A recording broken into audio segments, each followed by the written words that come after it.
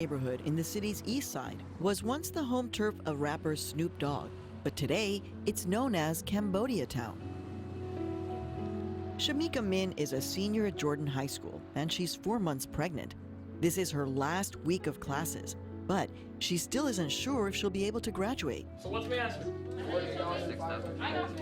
This year's been tough because of my living situations and problems with my family.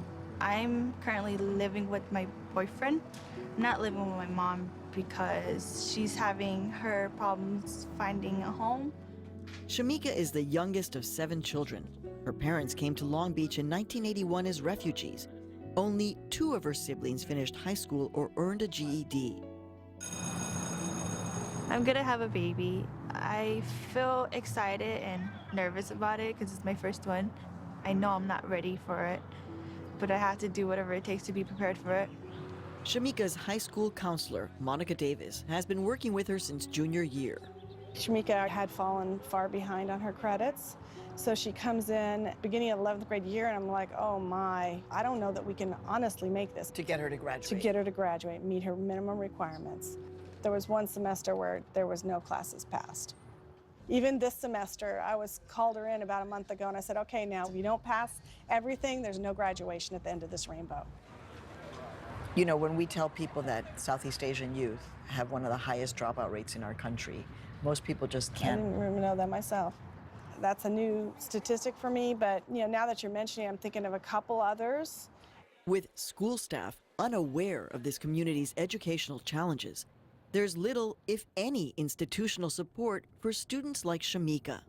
When I was around 8 years old, Dad went to Cambodia and he told me that he would come back around my birthday.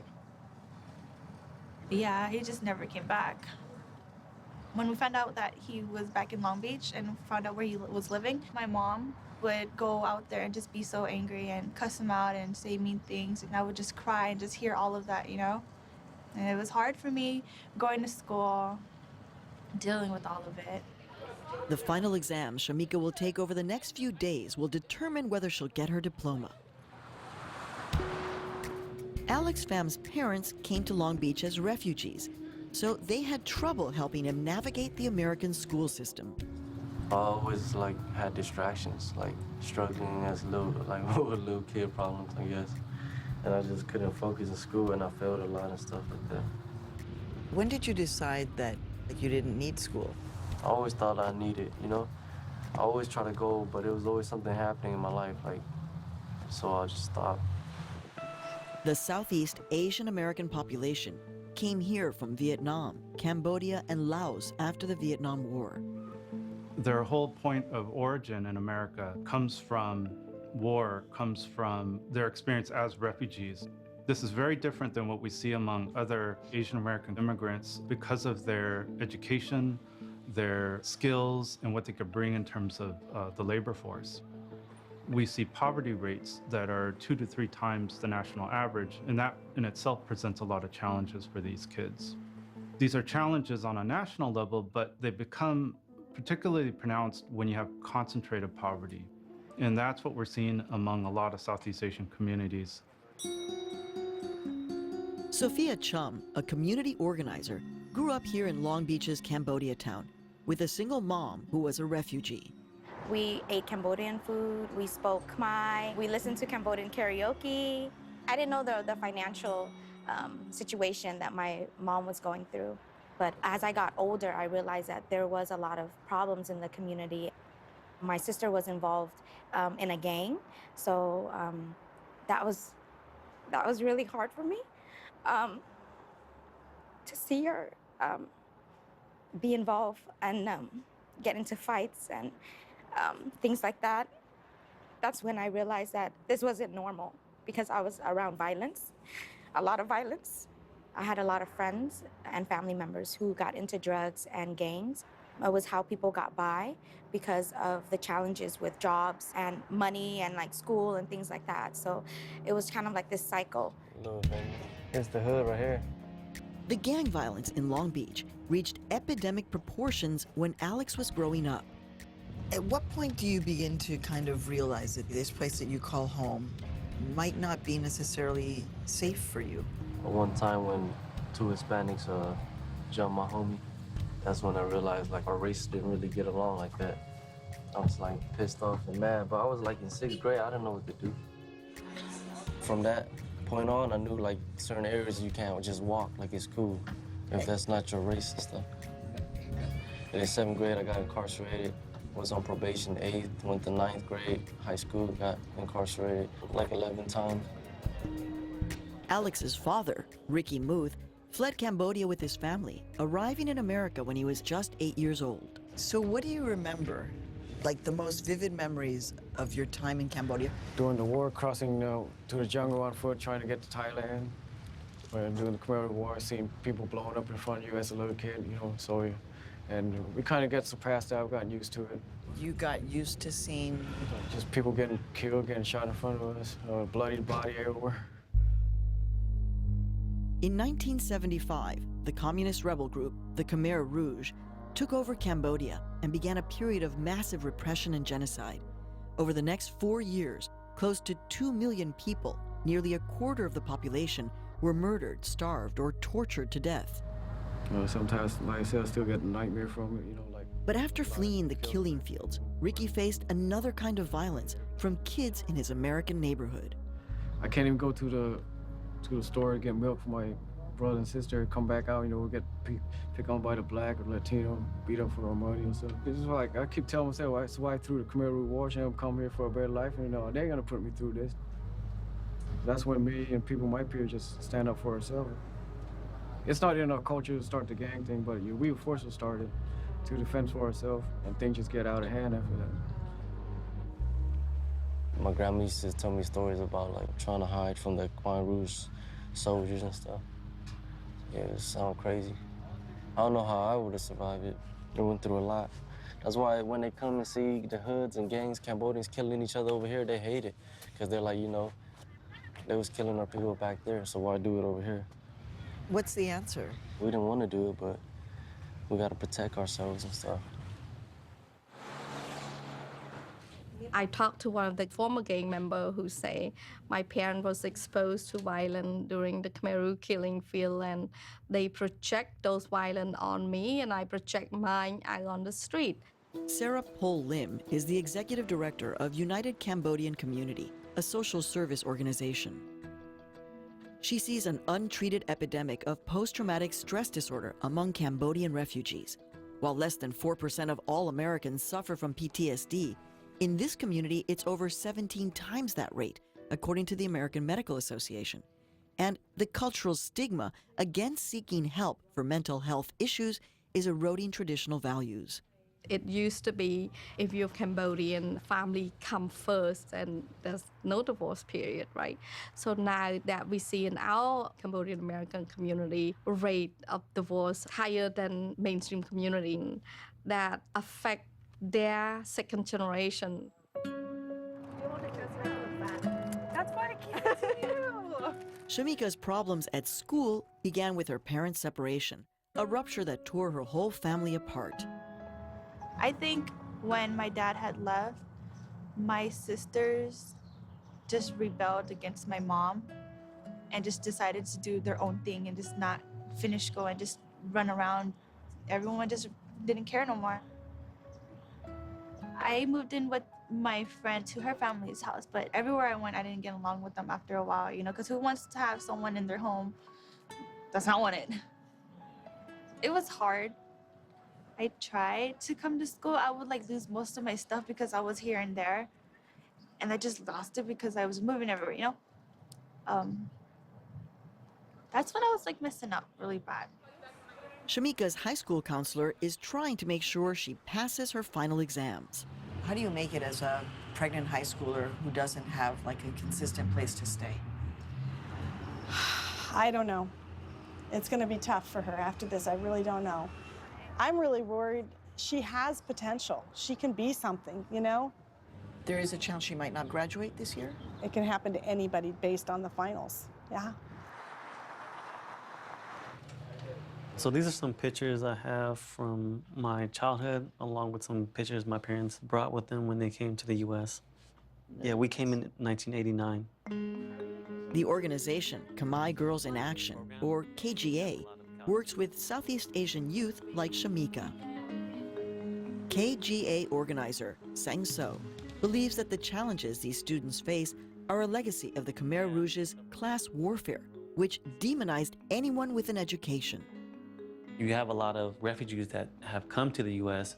without high school level degrees in education. So that in itself creates a barrier for parents to really help their young people navigate the education system, let alone an education system that's foreign to them. Sarah counsels parents from the community, many of whom have less than a third-grade education. She sees a cultural gap between refugee parents and their American-born children. The assumption of parents that came here as first generation is that you listen to your parent, period. You don't question it back. But in raising children in mainstream America, they do not listen. So parents leave the educational system to their second generation, to their kid, even though their kid is 6, 7, 8, 9 years old.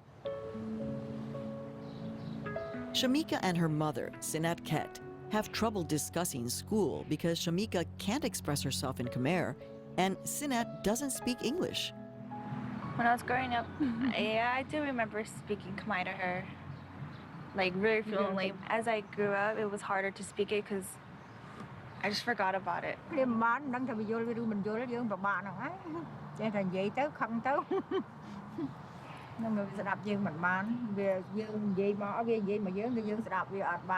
That's one of the reasons why we don't really get along and we bicker and argue, is because like, I can't just have a conversation with her in English because she won't understand.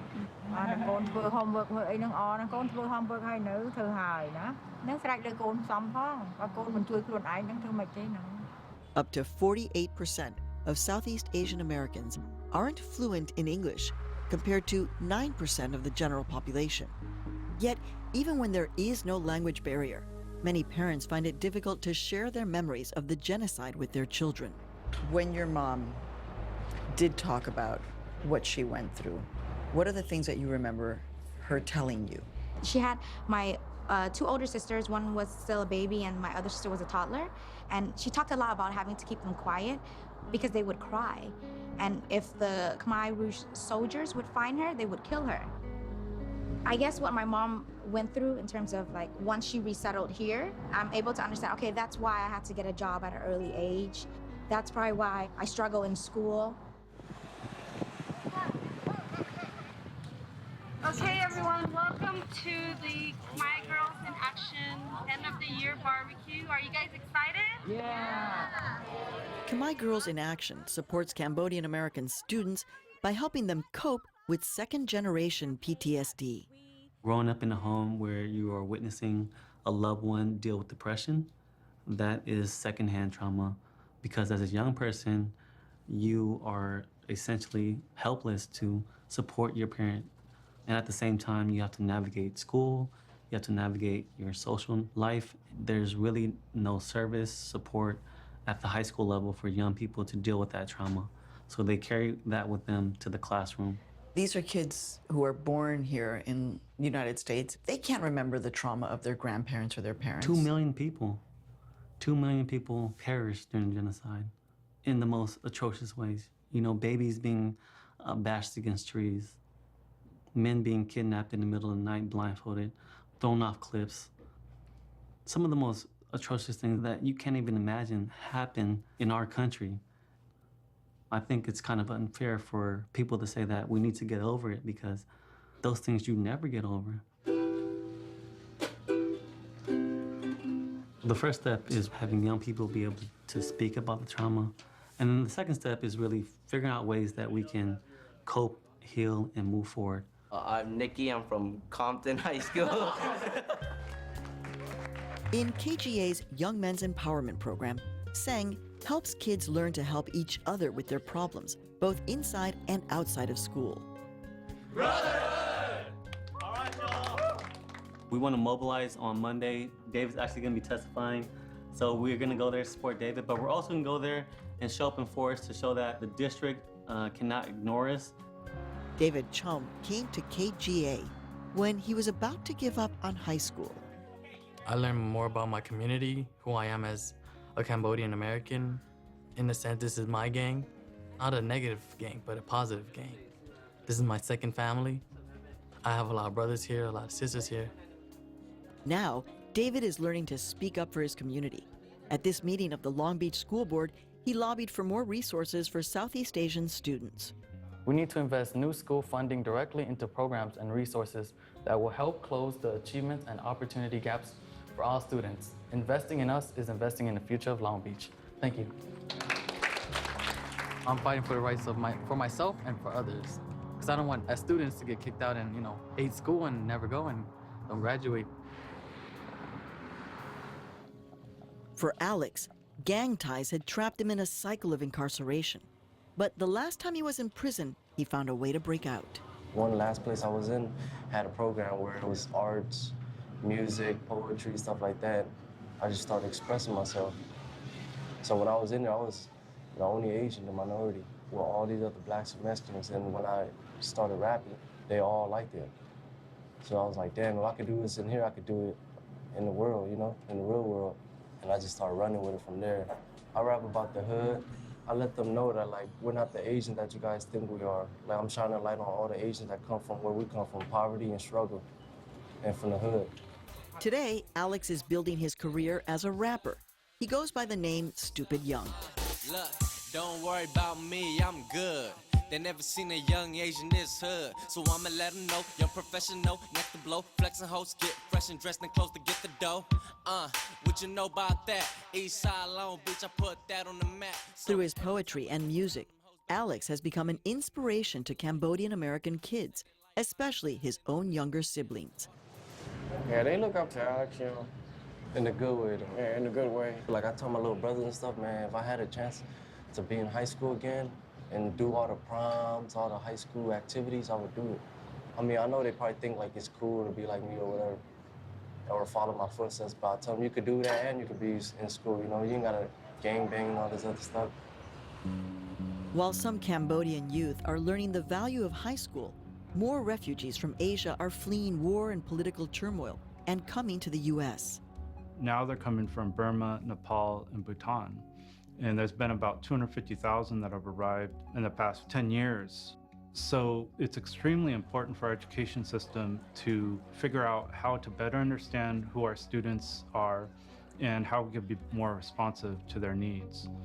This is an important dilemma for the nation because it's immigrants that bring the optimism to America. Each new group that arrives here after surviving war may face challenges much like the Khmer and need more resettlement support. While waiting for U.S. refugee policy to catch up, teachers like Peter Lai, who understands second-generation Asian youth, may be part of the solution. How many of you guys are going to college? That from my experience and my upbringing as a person of color and ethnicity growing up in Long Beach, I have a lot to offer some of the kids who are struggling.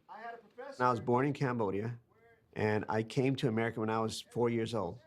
I didn't know where I belonged. I saw either African Americans or Latinos or white kids living the American lifestyle, and I didn't fit in. A lot of these kids are looking for their identities. They don't know what their parents had to come through for the opportunities they have. Seng learned this lesson when he traveled to Cambodia in 2011. I wasn't born in Cambodia. I was born in a refugee camp in Thailand. So I actually never stepped foot inside my own country. It felt like going back to Cambodia would be a home for me. But I always felt just this heartbreak when I saw images from the country because I always believed growing up that there was such potential in our country.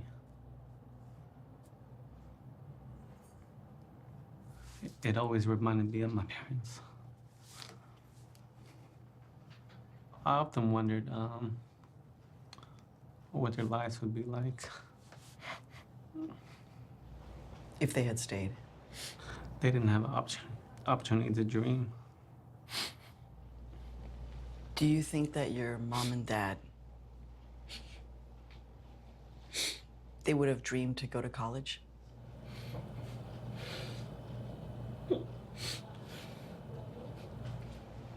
What kind of work do your parents do now? They work at a donut shop, so it's very labor intensive, and they're getting older. They're in their 60s, and I don't know when they're gonna retire. I just wish they could have been who they wanted to be, you know? For young people now, young Cambodian Americans, why is it important for them to understand that history of their country? We have this saying in our program, and it goes, "No history, K-N-O-W, history, no self, no history, N-O, no self."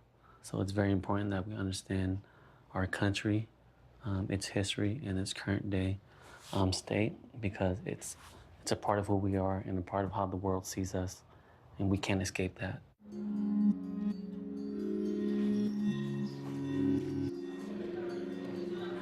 When I started high school, I felt like I wasn't gonna follow through with it because I was following the footsteps of my brother and sisters. And after a while, like, I was like, I have to prove everyone that I'm not gonna be like them. I know. There you go. Congratulations. You did it. Today is graduation day, and despite her pregnancy, homelessness, and family problems, Shamika has made it. She'll get her high school diploma.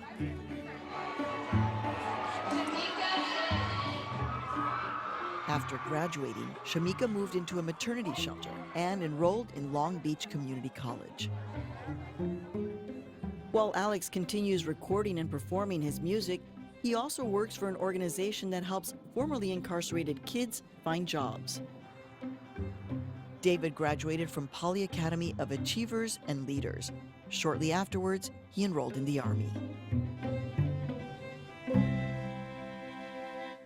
Next time, in Rochester, New York, moms of color lose their babies at 2 times the rate of white moms. I put her to sleep and she never woke back up. We could put our arms around the children and carry them to something better. Rochester's taking a stand so that mom can have the healthiest pregnancy that she can have. To learn more about this and other episodes of America by the Numbers with Maria Hinojosa, please visit pbs.org. America by the Numbers with Maria Hinojosa is available on DVD. To order, visit shoppbs.org or call 1-800-PLAY-PBS.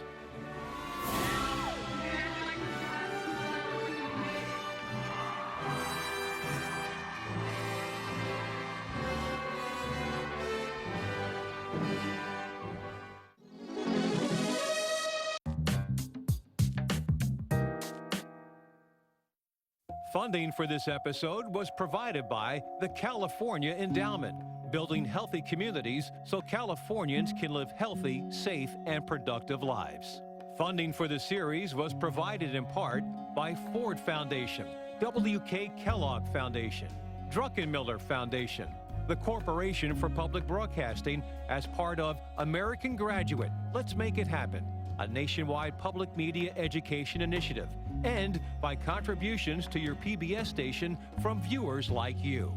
Thank you.